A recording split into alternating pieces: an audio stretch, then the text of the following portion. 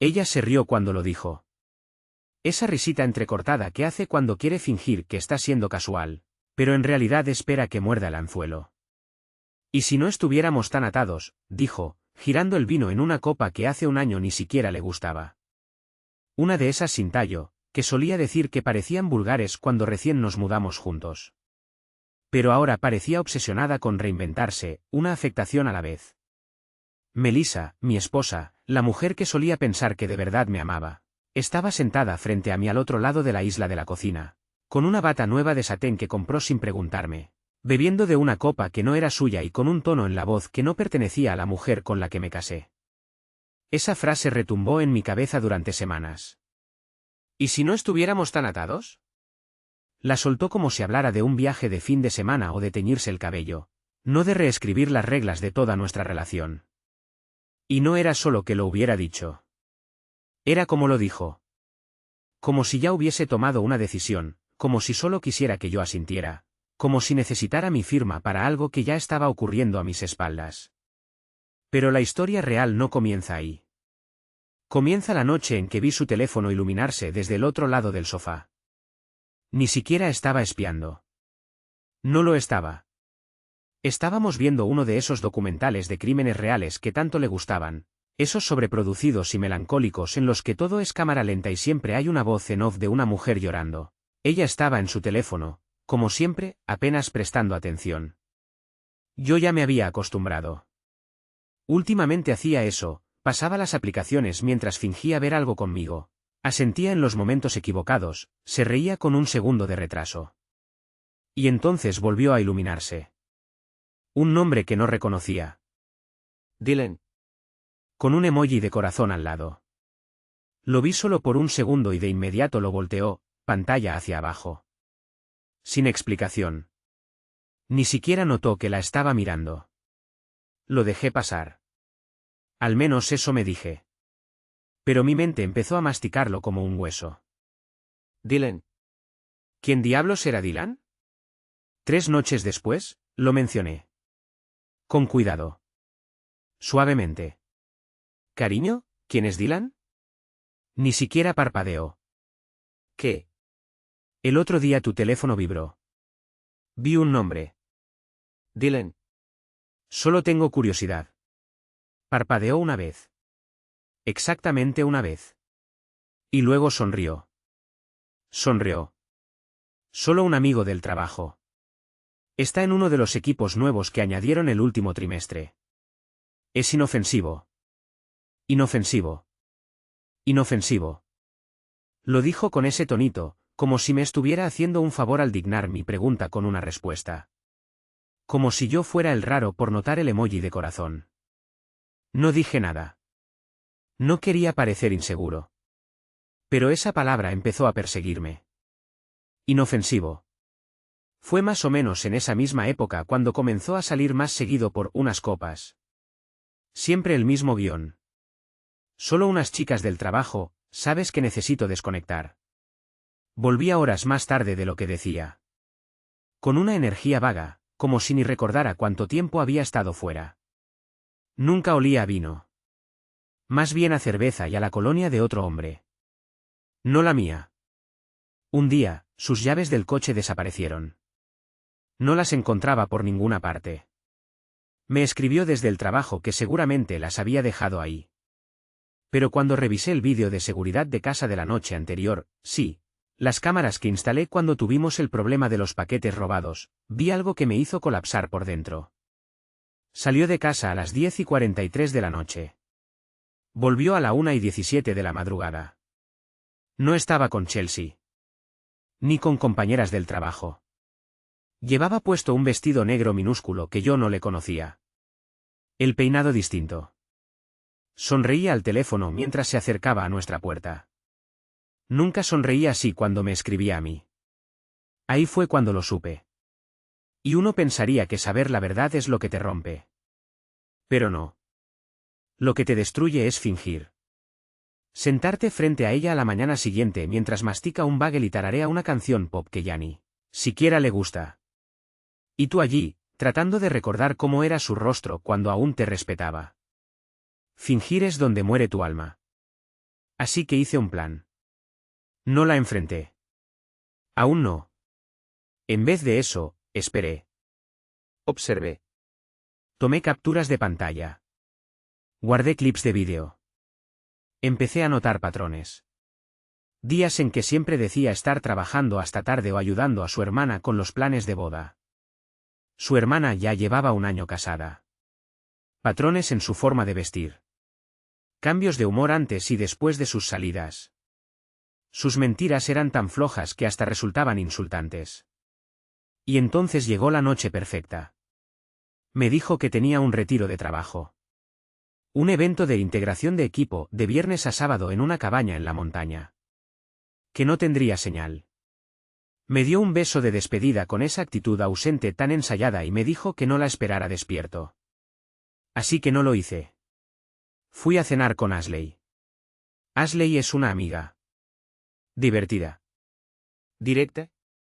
Divorciada y sin ganas de dramas. Le conté lo que estaba viviendo y Dios la bendiga, se ofreció a ayudar. Fuimos a un restaurante donde sabía que a veces iba gente del entorno de Melissa. Nos reímos de verdad. Y por primera vez en meses, dejé que alguien viera esa versión de mí que Melissa no miraba hacía mucho tiempo. No fingía. No quería probar nada. Solo, estaba respirando otra vez. Y entonces pasó. Melissa entró. Nada de cabaña. Nada de retiro de equipo. Solo ella. Y Dylan. De la mano. Sonriendo, hasta que me vio. Su cara se desmoronó como un castillo de naipes en un soplo de aire. Esa expresión. Ese pánico. Fue mejor que la venganza. Ella me miró. Luego a Ashley. Luego de nuevo a mí, como si el mundo se le hubiera girado de golpe. Y yo no dije una palabra. Solo levanté mi copa. Ni siquiera llegó a su mesa. Melissa se quedó parada, congelada en la entrada del restaurante. Una mano aún entrelazada con la de Dylan. La otra aferrada a esa ridícula cartera falsa que creía que parecía de diseñador. Dylan, pobre iluso, seguía sonriendo, sin entender nada. Hasta que ella soltó su mano como si quemara. Me giré apenas en mi silla. Lo suficiente para que viera la sonrisa insinuada en mi rostro. Y le hice un gesto con 2 dedos. Cortés. ¿Tranquilo? Ashley se inclinó hacia mí y me susurró algo que me hizo reír. De verdad reír. De esa risa que no había soltado en meses. Y Melissa simplemente se quedó allí. Como si alguien hubiera desconectado su cerebro. Y luego salió corriendo. Dejó a Dylan ahí, como un figurante rechazado en un videoclip barato. Giró sobre sus talones y salió por donde había entrado. No la seguí. No enseguida. Me quedé. Terminé la cena. Le agradecí a Ashley por su ayuda. Dejé una buena propina. Porque incluso en medio de un colapso personal, no soy un imbécil con el personal del restaurante. Cuando llegué a casa, su coche ya estaba en el camino. Mal aparcado, como si hubiera frenado de golpe. Todas las luces encendidas. La puerta entreabierta. Como si ya no supiera cómo fingir ser normal. Estaba paseándose por la sala con el mismo vestido negro. La máscara de pestañas corrida hasta la mitad de las mejillas. El cabello cayéndose del moño alto que siempre pretendía que era sin esfuerzo. Parecía salvaje. Como un animal acorralado en su propia mentira, sin saber cómo salir.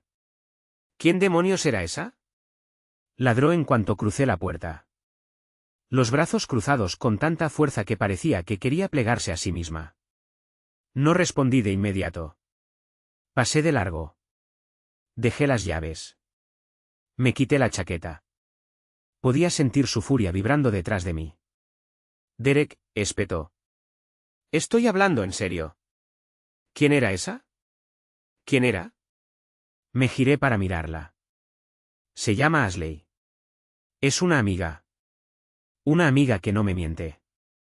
Que no se escapa a restaurantes italianos con otro tipo mientras finge estar incomunicada en una maldita montaña. Su boca se abrió. Se cerró. Vaciló.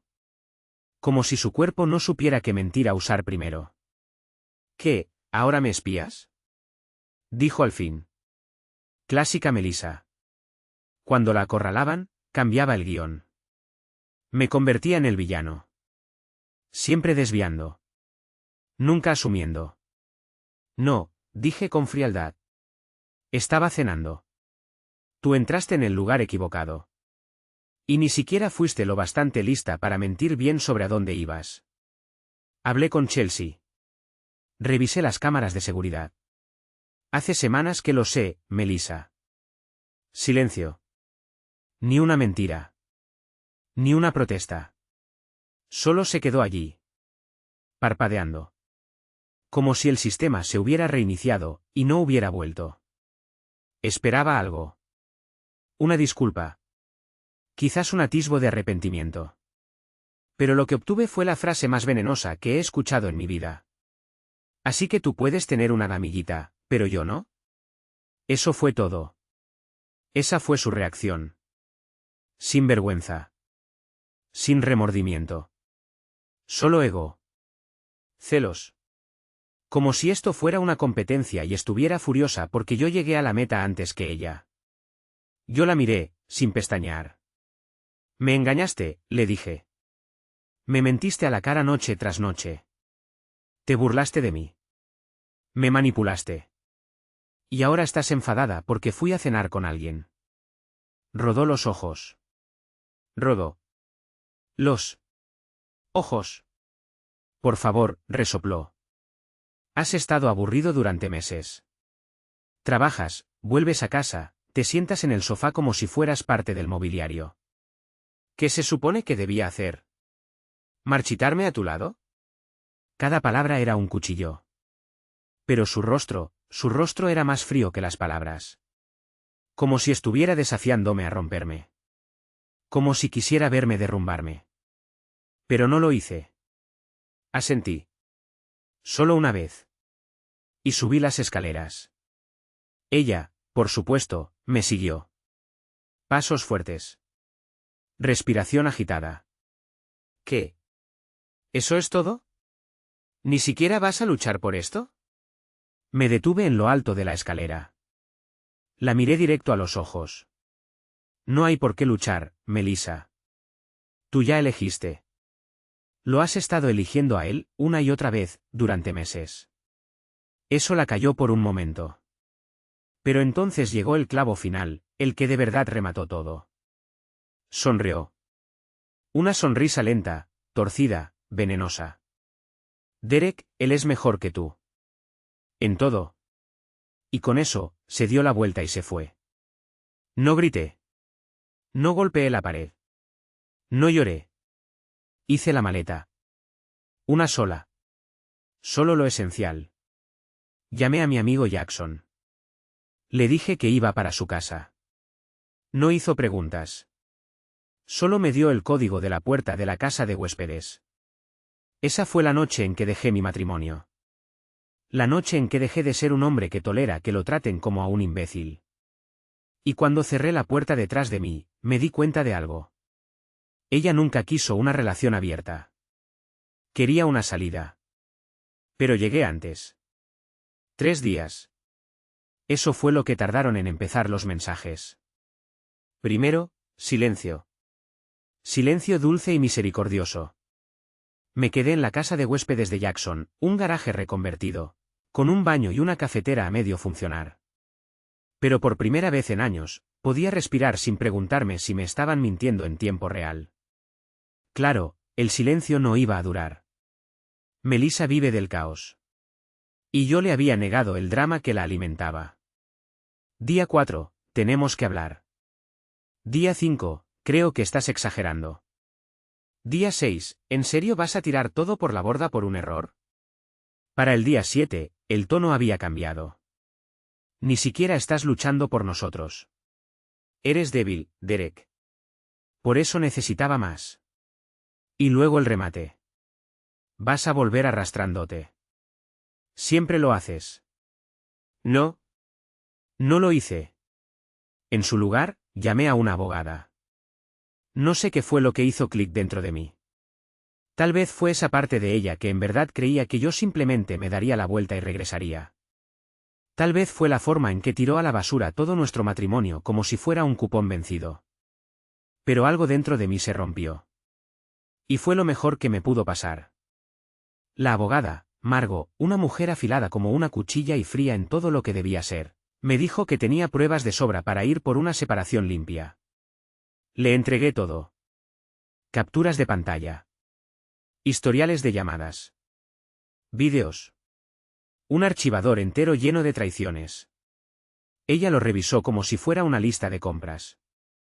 ¿Quieres ir con todo?, preguntó sin parpadear. Dije que sí antes de que terminara la frase. Pero Melissa no captó la indirecta. Llamó. Dejó mensajes de voz. Una noche incluso apareció en casa de Jackson, golpeando la puerta como una especie de huracán medio borracho en botas de diseñador. La observé desde la ventana del piso de arriba. Paseaba de un lado a otro, teléfono en mano, lloriqueando al auricular, cambiando entre súplicas y rabia como si pasara canales de radio. Jackson abrió la puerta principal y no dijo una palabra. Solo la miró con esa expresión de estoy demasiado viejo para esto que siempre tenía. Ella intentó entrar como si fuera dueña del lugar. Él se puso delante. Tú ya no vives aquí, dijo, sin tono, sin emoción. Eso la hizo callar. Se dio la vuelta y me vio en la ventana del piso de arriba. Su rostro se endureció. La máscara resbaló solo un segundo, y vi a la persona que había debajo. Y te juro que no era tristeza. No era culpa. Era odio. Un desprecio puro y ardiente porque le había quitado el poder del que se alimentaba desde hacía años. Entonces jugó su última carta. Su opción nuclear. Empezó a decirle a la gente que el infiel había sido yo. Sí. Decía que yo tenía a alguien más desde hacía meses. Que era yo quien quería una relación abierta. Que ella había intentado hacerlo funcionar. Que encontró mensajes. Que yo era emocionalmente abusivo. Que la manipulé para que se quedara conmigo mientras hacía vaya uno a saber qué detrás de su espalda. La audacia de esa mujer podría alimentar una nave espacial. Por suerte, fui inteligente. Conté la verdad a algunas personas clave. Le mostré los mensajes a Jackson. Incluso envié copias de seguridad de los vídeos a mi hermana por si comenzaba la campaña de difamación. Y cuando empezó, respondí con hechos. Con pruebas. Con calma. Algunas personas se pusieron de mi lado de inmediato. Otras se mantuvieron neutrales, y lo respeté. Pero unas pocas, solo unas pocas, le creyeron. Y eso dolió más de lo que quiero admitir. Uno piensa que la gente lo conoce. Que la amistad es más fuerte que una mentira. Pero cuando alguien cuenta una historia con lágrimas en los ojos, la lógica se disuelve con una rapidez escalofriante. Pero yo me mantuve en silencio. En público. Dejé que ella se hundiera. Que construyera su castillo de ficción con paredes de papel. Porque sabía que la tormenta se acercaba. Y llegó. Recibí una llamada 2 semanas después. Era Dylan. Sí, el mismo. Esto va a sonar raro, dijo, pero, ¿podemos hablar? Resultó que Melissa también le había mentido a él. Vaya sorpresa, ¿no? Le había dicho que estábamos separados. Que yo era inestable emocionalmente. Que vivíamos en ciudades distintas. Que solo seguía casada por razones financieras. La verdad le llegó por rebote, su primo, que conocía a Jackson, oyó algo, ató cabos y se lo soltó sin anestesia. Dylan, bendito sea, quería disculparse. Dijo que si hubiera sabido la verdad, jamás se habría acercado a ella. Que siempre le pareció algo rara, pero pensó que eran secuelas del divorcio. Ya había terminado con ella. Me dio miedo, hermano, me dijo por teléfono. Podía ser dulce un minuto, y al siguiente, hablaba de ti como si fueras el mismísimo demonio. Y ni siquiera te conocía. Le di las gracias. No porque necesitara su perdón. Sino porque me confirmó algo que ya presentía desde hace tiempo. Melissa no ama a las personas. Las colecciona.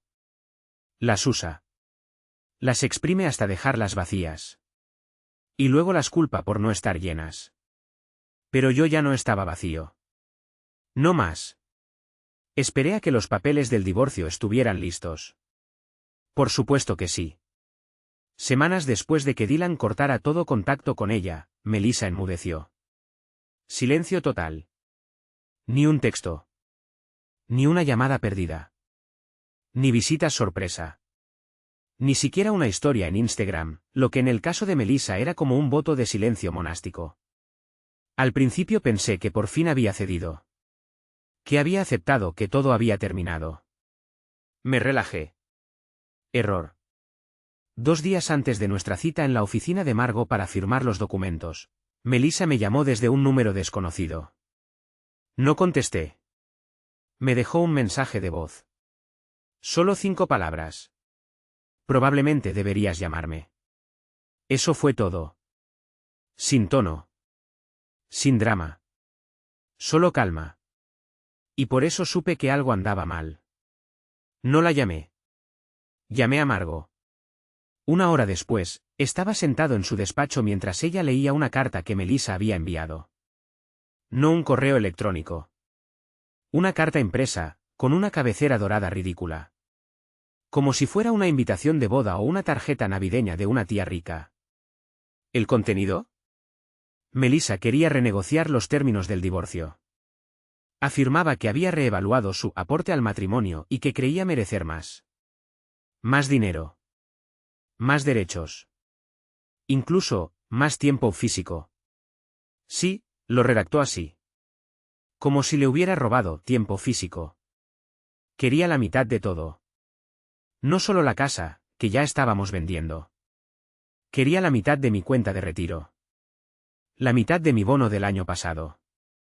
Y pensión alimenticia durante los próximos 18 meses. Aclaremos una cosa. Melissa tiene trabajo. Uno bueno. Es directora de marketing en una empresa tecnológica en crecimiento. Gana buen dinero. Conduce un BMW alquilado. Y aún así se convenció de que ella era la víctima. Margo levantó la vista de la carta. Está faroleando, dijo. Sabe que la tenemos contra las cuerdas. Pero espera que titubees. No titubeé. Pero lo sentí. Ese viejo latido de rabia que creía haber dejado atrás desde que me mudé. Esa grieta de incredulidad blanca y ardiente. La capacidad que tenía para seguir cavando, incluso cuando ya me había destripado. No quería dinero. Quería poder. Llegó el día de la firma. Llegué temprano. Afeitado, tranquilo. Llevaba puesta una camisa que Melissa solía robarme para dormir. Ella llegó 10 minutos tarde. Sin disculpas. Solo una sonrisa falsa y una pequeña mano alzada, como si nos encontráramos en un brunch. Margo ni siquiera le ofreció café. Nos sentamos frente a frente en esa sala de reuniones acristalada mientras Margo explicaba todo. Lo que a Melissa le correspondía por ley. Lo que no. Y como un juez se reiría de su solicitud de pensión alimenticia en cuanto viera los mensajes y vídeos. Melissa no parpadeó. Solo asintió lentamente. Cruzó las piernas. Solo creo que Derek necesita ser honesto sobre cómo falló como esposo. Me reí. En voz alta. Yo te fallé. Tú, que te escapabas con un tipo que conociste en el trabajo, que me mentías durante meses a la cara. ¿Yo fui el que falló? Su rostro no se inmutó. Y eso fue lo peor. Ni una emoción. Ni un atisbo de culpa. Solo esa sonrisa hueca, altiva. Como si estuviera esperando a que yo me quebrara. El matrimonio es más que fidelidad, Derek, dijo. Dejaste de estar presente emocionalmente. Eso es lo que nunca entendiste. Y ahí fue cuando la perdí. No de la manera ruidosa. No con gritos ni golpes sobre la mesa. Me puse frío. Cortante. El tipo de rabia en la que cada sílaba corta como una hoja afilada. ¿Quieres hablar de ausencia emocional? Tú usabas el silencio como un arma. El afecto como moneda. No me engañaste porque yo no estuviera presente. Me engañaste porque necesitabas más de un público aplaudiéndote. No quieres un compañero. Quieres un club de fans. Por primera vez en meses, su rostro se quebró. Fue fugaz, apenas un destello. Pero lo vi. ¿Miedo? Vergüenza. Quizás ambos. Y luego volvió a bajar la mirada hacia los papeles. Firmó. Cada página. Sin leer casi nada. Y justo antes de deslizar el último documento hacia mí, se inclinó y susurró. Me vas a extrañar. Me recliné hacia atrás, y en voz lo bastante alta para que Margo escuchara, respondí. Ya no lo hago. Se fue sin decir adiós. Las puertas del ascensor se cerraron. Y 6 años y medio de matrimonio se rompieron como una ramita seca. Pero lo peor todavía no había pasado. Solo 2 noches después, recibí un mensaje que me hizo un nudo en el estómago. Una captura de pantalla. Melissa. Escribiéndole a mi hermana. Decía que estaba embarazada. La imagen estaba borrosa, como si la hubieran tomado con prisa. Natalie me la envió a las 11:38 de la noche de un miércoles. Sin texto. Sin contexto. Solo la imagen. La abrí. Amplié. Leí. El mensaje era de Melissa. Marcado 15 minutos antes. Hola. No sabía a quién más contarle. Creo que estoy embarazada. Aún no le he dicho a Derek. No quiero estresarlo, pero tengo miedo, ¿podemos hablar? Sentí las manos frías. No enojo. Ni siquiera pánico al principio. Solo frío. Ese tipo de congelación lenta que empieza en el pecho y se extiende hacia afuera. Una reacción física, como si el cuerpo intentara protegerse mientras la mente intentaba alcanzar la realidad. Llamé a Natalie de inmediato.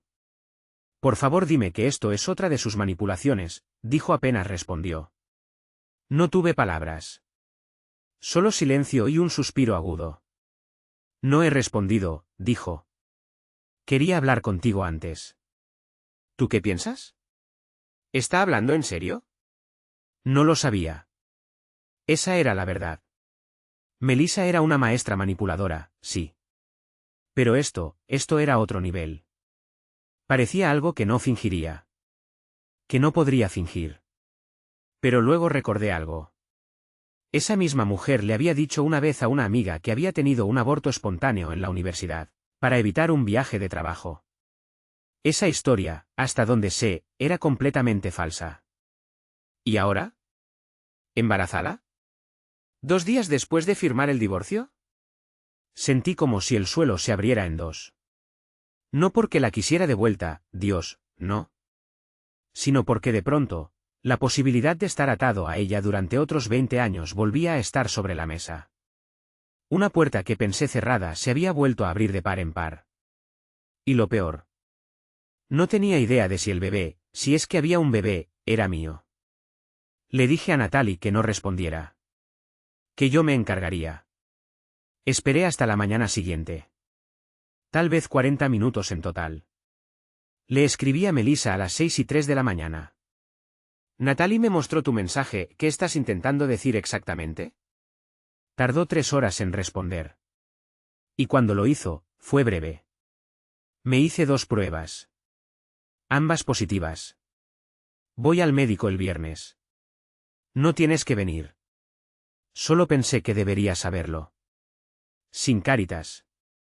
Sin corazones.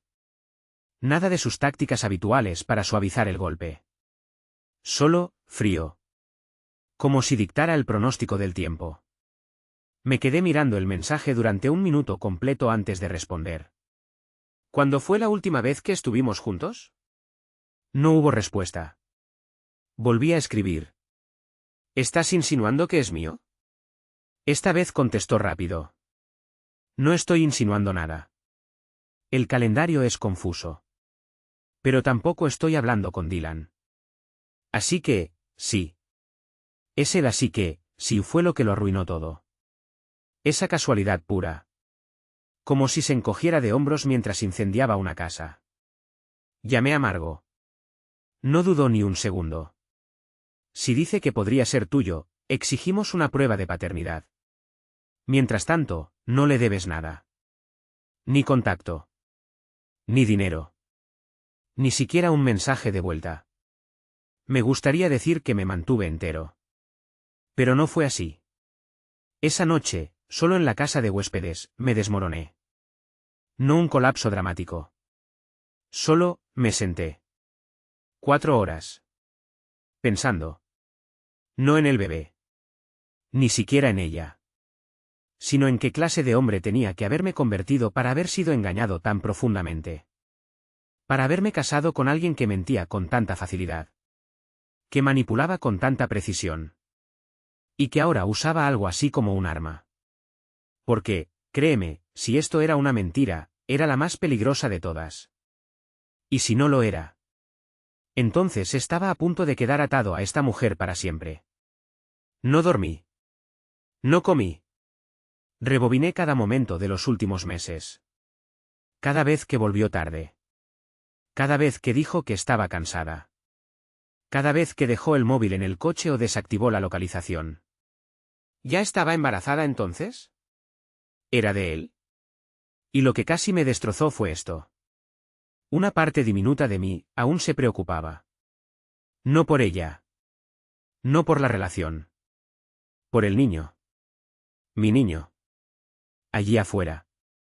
Usado como peón en un juego torcido. Tenía que saberlo. Así que le escribí otra vez. Iré a la cita. Envíame la hora y el lugar. No respondió hasta la mañana siguiente. No hace falta que vengas. Ya fui. Tengo 10 semanas. 10 semanas. Hice las cuentas. Hace 10 semanas, no habíamos estado juntos en 2 meses. Le escribí. No es mío. No respondió. Ni ese día. Ni el siguiente. Y finalmente, 4 días después, a las 2:17 de la madrugada, me escribió. Nunca dije que lo fuera. Pero pensé que querrías hacer lo correcto, de todas formas. Ahí estaba. No un anuncio de embarazo. Una trampa. Una última prueba para ver si aún tenía hilos que mover. Para ver si me doblaba. Si me quebraba. Si gateaba. Pero no lo hice. Contacté a Margo de nuevo. Presentamos una orden formal de cese y desistimiento. Le enviamos una solicitud legal de prueba de paternidad si alguna vez volvía a insinuar que era el padre. Y esa fue la última vez que escuché de ella. Al menos directamente. Porque Melissa no había terminado. Melissa nunca termina. Porque Melissa no desaparece. Melissa muta. Se adapta. Cuando no puede controlarte emocionalmente, ataca tu reputación. Y si eso no funciona, empieza a prender fuego, reales o metafóricos, y espera a ver si corres a apagarlos. La primera señal llegó en forma de correo electrónico. Desde mi cuenta del trabajo. Lunes por la mañana. Asunto: preocupación sobre la conducta de un empleado. Urgente. Lo abrí como un idiota, pensando que sería una queja de cliente o algún recordatorio de recursos humanos. Pero no. Era una denuncia anónima. Decía que yo había sido abusivo emocionalmente durante mi matrimonio. Que tenía antecedentes de manipular mujeres. Y atención, que había estado acosando a mi exesposa tras el divorcio. El correo estaba plagado de frases pasivo-agresivas. No digo que sea peligroso, pero las personas deberían sentirse seguras en el trabajo. No firmaba nadie.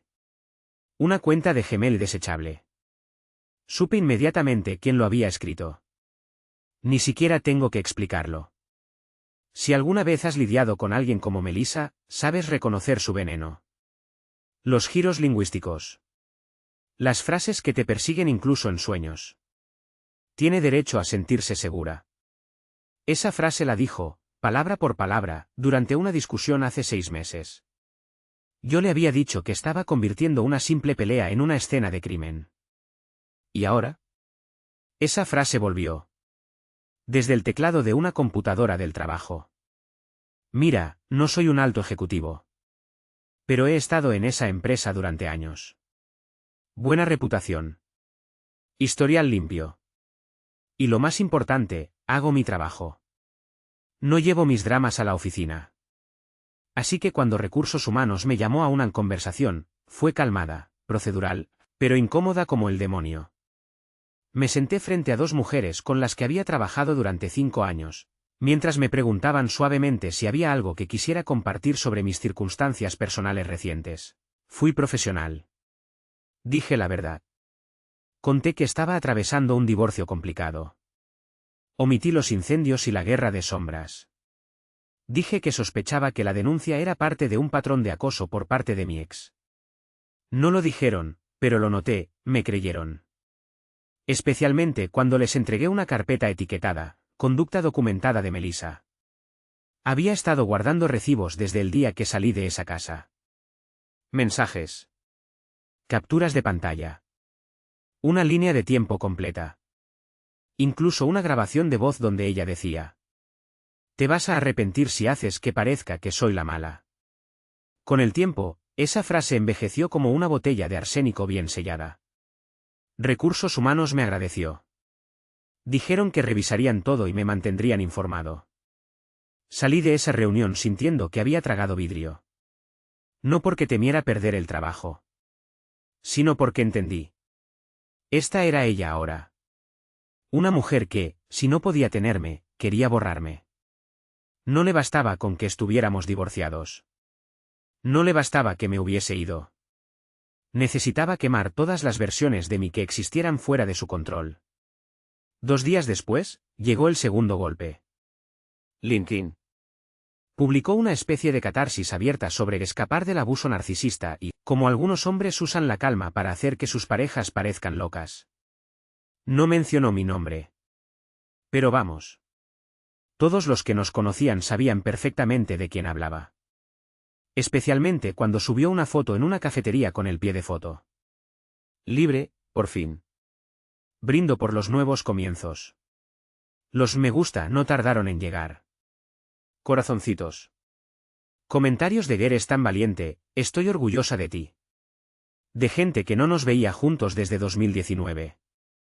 Incluso una excompañera de trabajo, a la que yo ayudé a mudarse, hizo un post de apoyo sobre creerle a las mujeres. Eso, dolió. Quise gritar. Publicar una presentación de 10 diapositivas con pruebas. Limpiar mi nombre ante el mundo. Pero no lo hice. Se lo envié todo a Margo. Y Margo, Dios la bendiga, ya había presentado una orden de cese y desistimiento por difamación. No se trataba de dinero. Ni siquiera de acción legal inmediata. Se trataba de dejarlo por escrito. Oficializarlo. Si ella seguía arrastrándome por el barro, tendría consecuencias reales. Y entonces volvió a escribirme. Un simple mensaje. ¿En serio vas a usar abogados contra mí por unos posts? Madure, Derek. No respondí. Mandó otro. Por eso nadie te quiso nunca de verdad. Te escondes tras el papeleo, tras otras personas. Ni siquiera sabes defenderte solo. Tampoco respondí. Y luego llegó el tercero. Siempre te gustó hacerte la víctima. Adelante. Que todos vean lo débil que eres. Y fue ahí cuando algo en mí dejó de romperse, y empezó a endurecerse. Porque lo vi claro. Nítido. Ella no quería volver conmigo. Quería destruirme. Melissa no extraña personas. Extraña el control. Y cuando ya no puede manipular el relato, prende fuego a todo. Y te culpa por el humo. Así que redoblé la apuesta. Presenté una orden de alejamiento formal. No porque tuviera miedo. Sino porque ya estaba harto. Harto de dejarle espacio en mi vida. Harto de sus susurros envenenados. Harto de permitirle reescribir nuestra historia como un melodrama donde ella es la víctima y yo, el monstruo. La orden aún está en proceso. Pero yo he empezado a sanar. Me uní a un gimnasio. Volví a dormir bien. Me inscribí en un curso de fotografía, algo que siempre quise hacer. No sé si volveré a confiar por completo en alguien. Pero no estoy amargado. Estoy reconstruyendo. Ella intentó enterrarme. Olvidó que no soy tierra. Soy piedra. Nunca pensé que sería mi madre. Cuando escuchas esa frase, suele ser en el clímax de una serie judicial, o en un documental de crímenes donde el asesino termina siendo el primo favorito. Pero yo lo digo en serio. Nunca, en 1000 versiones de esta pesadilla, imaginé que la siguiente bala que dispararía Melissa vendría desde las manos de mi propia madre. Déjame retroceder. Mi madre, Teresa, es tradicional. Nacida y criada en el Medio Oeste. Grande en dar gracias antes de cada comida, en mantener los problemas dentro de casa, y en luchar por tu matrimonio porque, según ella, Dios no se equivoca. Nunca fue fanática del divorcio, ni del suyo ni del de nadie. Cuando Melissa y yo nos comprometimos, fue escéptica pero cordial. Con el tiempo pareció aceptarla. Se escribían para las fiestas, intercambiaban recetas, incluso fueron juntas al spa una vez con una tarjeta de regalo que yo les di en Navidad. Pero Teresa siempre tuvo una debilidad por Melissa. Una suavidad que nunca me terminó de cuadrar. Ella creía en las segundas oportunidades. Y Melissa lo sabía. Lo explotó. Así que cuando todo se vino abajo, las mentiras, los engaños, las cenas clandestinas, informé a mi familia. Sí, pero con filtros. No conté todo. No le enseñé a mi madre los mensajes. Ni los audios. Ni la grabación donde Melissa amenazaba con destruirme si la dejaba mal parada. Pensé que la estaba protegiendo. En realidad, le estaba abriendo la puerta a Melissa. Todo empezó sutilmente. Un día, mi madre dejó de responder mensajes tan rápido. Cuando llamaba, se la oía distraída. Estoy cansada, decía. Dolor de cabeza. Bueno, vale. Entonces Natalie, mi hermana, me llama. No te va a gustar esto, me dice. Melissa había visitado a mi madre. En persona. Le escribió. Le dijo que estaba perdida, que no le quedaba nadie, que la abogada de Derek ni siquiera me deja hablar con él como si fuera un ser humano. Lloró. Por supuesto. Mi madre, con su corazón en carne viva, la dejó entrar. Tomaron té. Hablaron durante horas. Y Melissa le contó todo. O mejor dicho, su versión retorcida de todo. Le dijo que yo la había abandonado emocionalmente. Que había empezado a ver a otra mujer antes del divorcio. Que manipulé la narrativa para aislarla y hacerla quedar como loca. Y mi madre, le creyó. Al menos lo suficiente como para llamarme al día siguiente y decirme. Tal vez deberías hablar con ella, Derek. De hombre a mujer. Deja el orgullo. Busca paz. ¿Orgullo? Estuve a punto de frenar en seco en plena autopista. Le pregunté si Melissa le había mencionado a Dylan. El engaño. El restaurante. La mentira del embarazo. La campaña de difamación. Mi madre se quedó en silencio. Eso, solo fue un rumor, dijo al fin. Yo también guardé silencio. Largo. Entonces le dije. Te está usando. Como me usó a mí. Y Teresa, bendita sea, respondió con la frase más desesperante que una madre puede decir. No estoy tomando partido. Solo creo que ella también está sufriendo. Y ahí estaba. La jugada final de Melissa. No una bomba. Una cuña. Sabía que no podía vencerme por la vía legal. Sabía que sus mentiras se desmoronaban. Así que fue a por mi cimiento. Mi gente. Los que se suponía que siempre estarían de mi lado. Mi propia sangre. Y lo peor, es que funcionó. Durante la semana siguiente, mi madre no dejó de mencionar la reconciliación. No que volviéramos. No era tan ingenua. Pero sí que habláramos como adultos. Y cada vez que decía que no, sonaba más decepcionada. Como si estuviera fallando en algún examen moral invisible. Fue ahí cuando entendí que Melissa no solo quería destruir mi vida. Quería reescribirla. Quería ser la exherida. La incomprendida. La heroína trágica de una historia donde yo era el villano frío. El esposo insensible que huyó detrás de abogados y papeles. Y mi madre. Mi madre se estaba convirtiendo en el público. Así que hice algo que no quería hacer. Le mostré todo. Senté a mi madre en el sofá, abrí mi laptop y le dejé ver cada mensaje. Cada captura. Cada audio.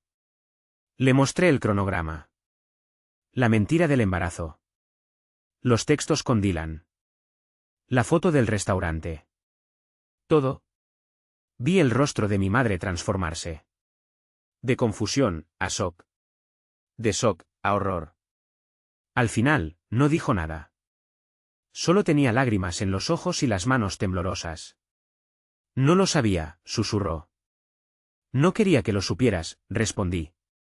Pero ella me dejó sin opción. Después de eso, mi madre dejó de contestarle a Melissa.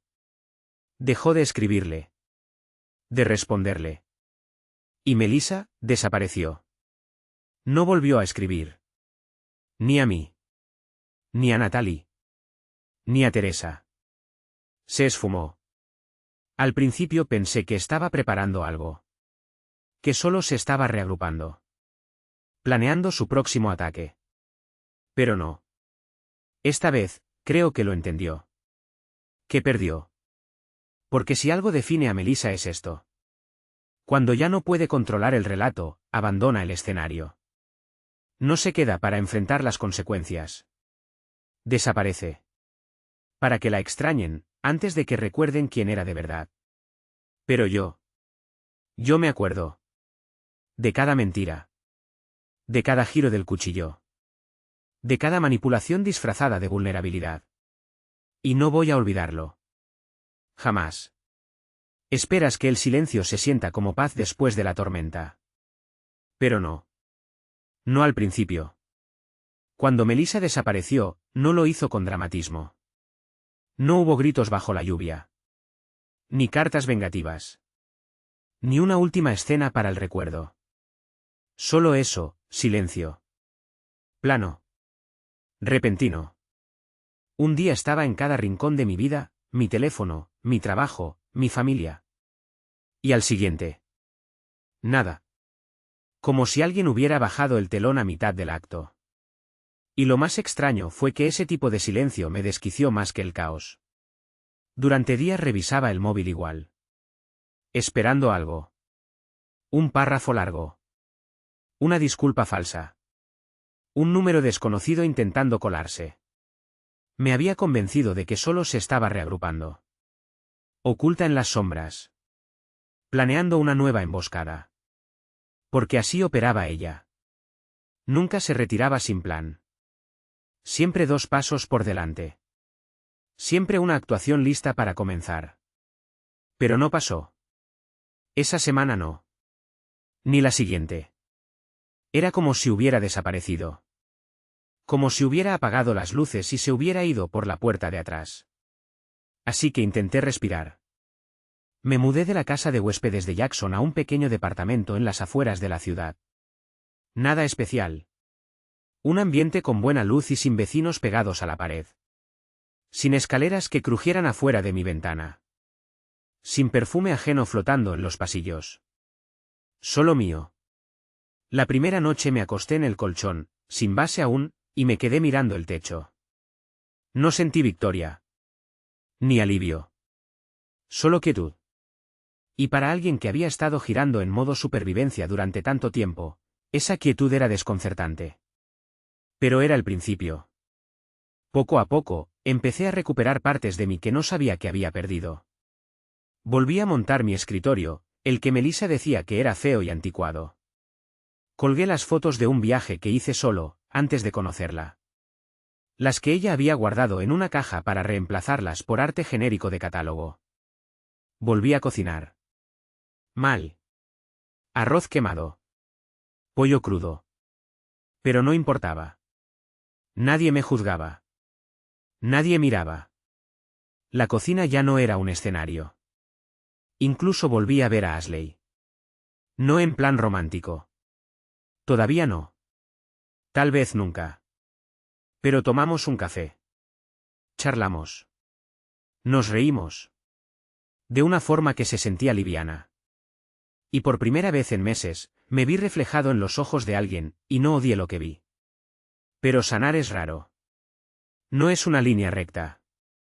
Porque justo cuando empecé a sentirme firme, llegó el eco. Una carta. No de Melissa. De Dylan. Enviada por correo. No un mensaje. No un mail. Una carta física, escrita a mano, en papel blanco, sin membretes. No tengo idea cómo consiguió mi dirección nueva. Quizá Natalie. Quizá alguien más. No importa. Era una sola hoja. Decía que no buscaba nada. No esperaba respuesta. Solo quería que supiera que él aún estaba lidiando con ella. No románticamente. Eso ya no. Pero Melissa lo había contactado semanas atrás. Le dijo que estaba en terapia. Que quería hacer las paces con todos los que había herido. Que estaba sanando. Y que necesitaba cerrar ciclos. Pero claro. No buscaba cierre. Buscaba validación. Quería que Dylan le dijera que no era su culpa. Que había sido incomprendida. Que yo era frío, y que ella solo había intentado amar a un hombre roto. Dylan no se lo dio. Y en vez de eso, me mandó la carta. Su última línea se me quedó grabada. Tenías razón. Ella no ama a las personas. Las usa. No lo vi hasta que intentó reescribir la historia otra vez. Pero ahora lo veo. Espero que seas libre. Doblé la carta y la guardé en un cajón que casi nunca abro. No porque me aferre al pasado. Sino porque me recordó algo importante. Incluso cuando el villano desaparece, el incendio que empezó puede seguir ardiendo. Melissa ya no está en mi vida. Pero su daño, sí. A veces todavía tengo pesadillas. No sobre ella, exactamente. Sino sobre estar atrapado. En una conversación sin salida.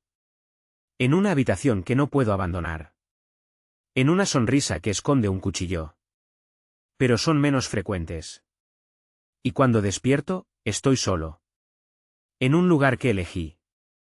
En un espacio que construí. Sin nadie al lado fingiendo amor mientras planea cómo destriparme al día siguiente. Y eso vale algo. El mensaje llegó de alguien con quien no hablaba desde antes de la boda. Eric. Probablemente no reconozcas ese nombre. Yo tampoco lo había escuchado en voz alta en casi 7 años. Pero en su momento, Eric fue mi mejor amigo. Compañero de cuarto en la universidad. El padrino de mi boda. Ese tipo de amigo que no habla mucho, pero cuando lo hace, todos escuchan. Tenía esa calma. Esa energía que solo se valora de verdad cuando la vida te lanza al caos. Nos dejamos de hablar alrededor de un año después del casamiento. Sin drama. Sin pelea.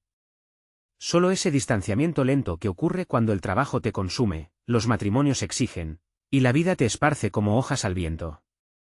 Siempre quise retomar el contacto. Nunca tuvo redes sociales. Nunca respondía a los mensajes grupales. Melissa solía decir que era un fantasma con capucha. Y yo pensé que nunca más sabría de él. Hasta que su correo apareció. Lo recibí tarde un jueves. Asunto, debí decir algo. Era breve. Hey, tal vez no me corresponde. Estuve mucho tiempo debatiéndome sobre si escribirte. Pero me enteré de lo que pasó con Melissa. He estado fuera del radar, obviamente. No sabía que las cosas se habían puesto tan mal. Hay algo que tengo que contarte. Algo que debí decirte hace años. Sobre ella. Antes de que te casaras. ¿Podemos hablar? En persona. Por favor. Eric. Leí ese mensaje 5 veces. Mi primera reacción fue rabia. ¿Ahora quería hablar? ¿Después de 7 años de silencio? ¿Después de todo lo que pasó? Pero debajo de la rabia, estaba la curiosidad. Porque había una noche, años atrás, que nunca se me había borrado del todo. Unos 2 meses antes de la boda. Habíamos salido por unas cervezas después de recoger los trajes del casamiento. Yo estaba entusiasmado. hablando sin parar del viaje de luna de miel, de los muebles nuevos, de lo feliz que me hacía Melissa. Y Eric se cerró. Se puso tenso. Evitaba el contacto visual. Como si estuviera oyendo algo que no sabía cómo procesar. Pensé que estaba abrumado. O que no le gustaba Melissa y no sabía cómo decírmelo. Incluso le pregunté. ¿Todo bien? Él sonrió, ligero, y dijo. Sí, tienes suerte, hombre. Nunca volví a pensar en esa noche, hasta que leí su correo. Así que respondí. Le dije que nos viéramos en un bar tranquilo cerca de mi departamento. Nada ruidoso. Nada concurrido. Solo nosotros. Llegó con el mismo aspecto de siempre. Sudadera con capucha. Vaqueros gastados. Como salido de una cápsula del tiempo. Pero su cara. Su cara era otra. No de vejez. De culpa. Nos sentamos. Sin charlas superficiales. 2 cervezas. Y un silencio espeso como alquitrán. Y entonces lo soltó. Me acosté con ella. No reaccioné. Mis dedos apretaron el vaso. Pero no bebí. Solo lo miré. ¿Cuándo? Antes de la boda, respondió, con voz baja, temblorosa. Unos meses antes. Fue una sola vez. Una borrachera. Un error. Pasó rápido. Ella lo cortó de inmediato. Dijo que te amaba. Que fue un accidente. Que no podía volver a pasar. Lo miré por largo rato. Él no desvió la mirada. Le dije que te lo dijera, continuó. Le rogué. Te lo merecías. Dijo que lo haría. Que solo necesitaba encontrar la manera correcta. Y luego. La boda siguió. Y tú dejaste de llamarme. Y asumí que te lo había contado. Y que la perdonaste. Negué con la cabeza. Nunca dijo una palabra, murmuré. Él se tapó el rostro con las manos. Debí hacerlo yo. Debí decirte. Pero te veía feliz. Y me convencí de que no era mi lugar. Me odié durante años por eso. Por eso desaparecí. Me quedé allí. Oyendo el latido en mis oídos. Todo este tiempo, había pensado que la traición empezó con Dylan. Con el restaurante. Con el mensaje en el teléfono. Pero no. La podredumbre era anterior. Estaba en los cimientos. Antes de que dijéramos sí. Antes de prometer nada. Ella ya mentía. No solo me engañó en el final. Construyó todo el matrimonio sobre una mentira. Pensé que ya tenía todas las piezas. Que había recogido cada fragmento de la verdad rota y armado algo coherente. Pero no. Esto, lo reescribía todo. Me puse de pie. Eric intentó tocarme el brazo, pero me aparté. Gracias por decírmelo, le dije. Pero no creas que con esto, puedes volver a mi vida. Él asintió. No insistió. Solo bajó la mirada. Me fui sin terminar la cerveza. Y cuando se cerró la puerta detrás de mí, lo comprendí. La destrucción de Melissa no fue impulsiva. Fue quirúrgica. Calculada. No me hirió al final. Me eligió para engañarme desde el principio. Cada promesa.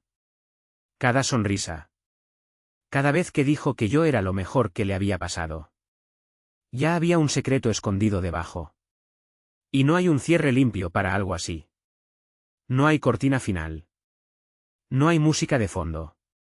No hay disculpa que borre esas cicatrices. Pero si hay algo. Pequeño. Silencioso. Casi imperceptible. Un momento en que te das cuenta de que saliste del campo de batalla. De que el humo se ha disipado. De que las armas están en el suelo. Y que el único que sigue en pie. Eres tú.